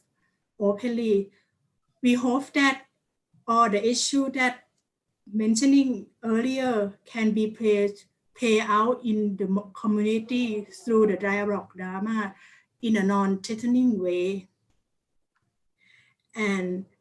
as an end result, through all of this process, we hope that adolescents are empowered and healthy community where a more tolerant and less stigmatization are created. This is all for my presentation. Thank you very much again for giving me an opportunity to talk about this issue today. Thank you very much. Thank you so much, Kun Pratpason. Sincere appreciation also for providing this flow chart of some of the concerns, but also some of the key actions that can be taken. And again, it's I go back to the emphasis of listening to young people and addressing their concerns specifically. And also was very interesting to hear that the importance of ensuring that the policy also links with the specific needs of marginalized groups. I appreciate your input very much. So I would like to thank all of the participants for your contributions thus far. And I will just ask one question because we are slightly behind time. So I will ask this to the whole floor, and you can each give a response if possible. In your experience, what is the greatest challenge that a young woman or girl is facing in Thailand today in terms of bodily autonomy? If we can say one thing we think is the greatest challenge. And may I please start with Kun Yotin, please.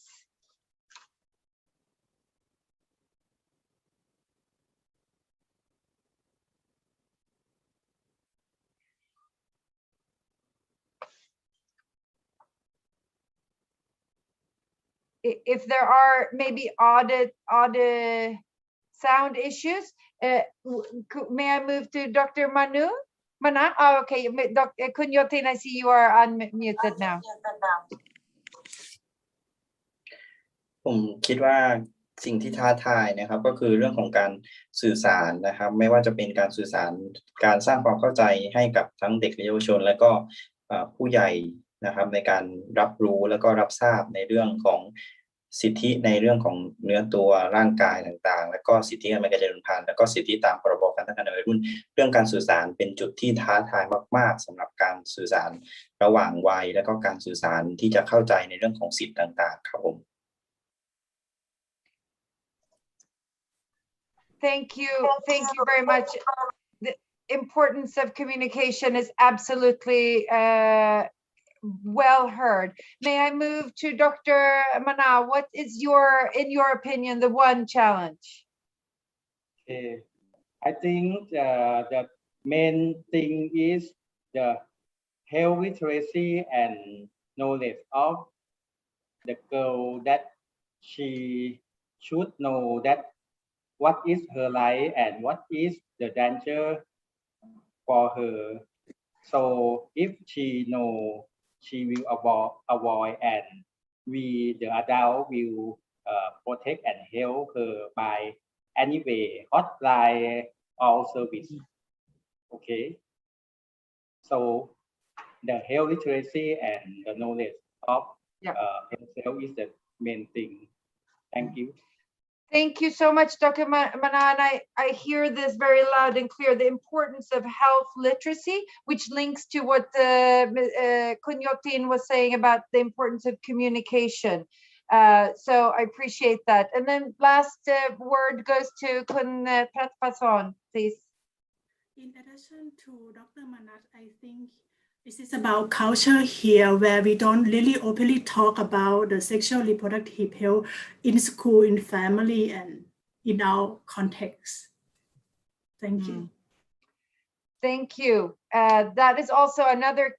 absolute critical point, the importance of having open conversations about difficult topics. And you three have modeled how that can be done by your very, very good interventions and presentations. So I really want to say thank you very much for taking the time. It is now my pleasure, a little bit late, to introduce you to Mr. Kwabena Asante Nintiamoa, who is UNFPA Country Director for Thailand. And I apologize for not pronouncing your last name correctly, to provide us with the closing remarks. So Mr. Kwabena, the floor is yours, and thank you so much for your participation. Thank you, Maria. the opportunity to provide these closing remarks. Actually, I'm currently in Kabul, Afghanistan, whilst I take my position in Malaysia and cover Thailand. Excellencies, colleagues, friends, the past couple of hours have been truly inspiring. Through the stories of advocates, activists from diverse countries and contexts, yet united in their commitment to enshrining bodily autonomy as a fundamental right for all. As we have heard from our speakers and panelists, the core of bodily autonomy lies in a woman's power to make their own decisions, to exercise their rights and choices about the most intimate, crucial parts of their lives. This includes, but is not limited to, about whether or not to have sex, about whether to use contraception, and about whether to access medical and other health services. This may sound very easy, but millions of women are denied these basic rights. We have heard a personal story of fighting to end child marriage by Reshana Suna from Nepal, the coming together of advocacy and art to address sexual violence and other violations in the Philippines by Nikki Luna, and a clear illustration of the linkages between bodily autonomy and a range of other issues, including climate justice by Niolene Nabolivo in Fiji. These testimonies and initiatives demonstrate how powerful individual effort can be in transforming hearts and minds and bringing about change. And yet, our speakers have made it clear as how far we have to go in achieving rights and choices for all. The session on Thailand, the second segment of this lunch, Thailand demonstrated the power of partnership between the Royal Thai government and young people, civil society organizations, academia, and the UN sister agencies, including UNICEF, UN Women, and UNFPA, to tackle the issue of adolescent pregnancy and adolescent mothers in a synergistic manner within the context of bodily autonomy. It is important to commend the Royal Thai government for providing a legal framework through the Act to reduce and solve adolescent pregnancy problem. The Department of Health of the Ministry of Public Health is implementing this act in coordination with the Thai Bureau of Reproductive Health. Organizations representing young persons, especially the Child and Youth Council of Thailand, are active in mobilizing and giving a voice to the young people in terms of their sexual and reproductive health and rights, with a view to influencing policy. Kun Yun Tan is one of the great examples of youth advocates, as we heard. Academic and scientific colleagues like Kun Prapason from Mahidol University are also working closely with vulnerable groups and those furthest behind in terms of ensuring bodily autonomy and gender equality. Friends and colleagues, the road towards bodily autonomy and gender equality is not just started. It actually started with a landmark program of action born out of the International Conference of Population and Development in Cairo more than 25 years ago, and followed by the Beijing Platform for Action a year later. The crucial role of these frameworks as indicated by the French ambassador,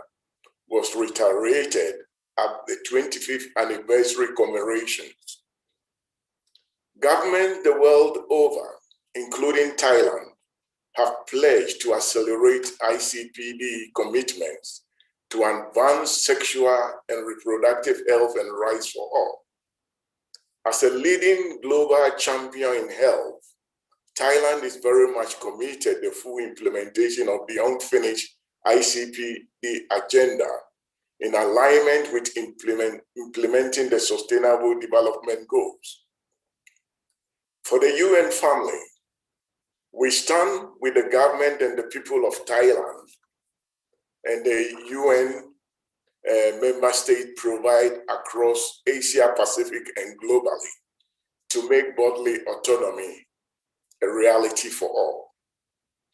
Finally, on behalf of UNFPA,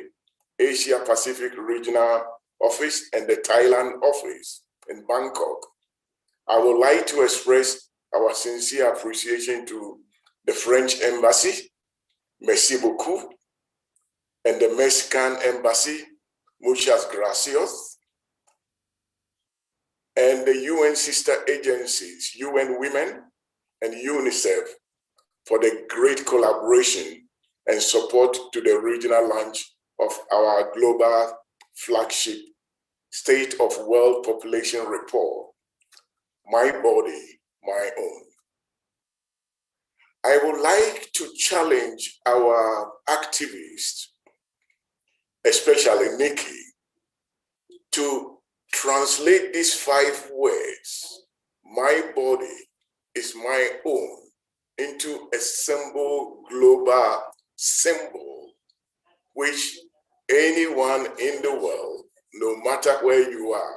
you can relate to it. So that is the task I have for the activists and also for Nikki in particular. And not least, thank you to our audience who have spent the past 2 or so hours with us out there, for having invested your time in joining us today. As they say in Mexico, a luta continua. The struggle still continues to ensure that every individual, women and girls,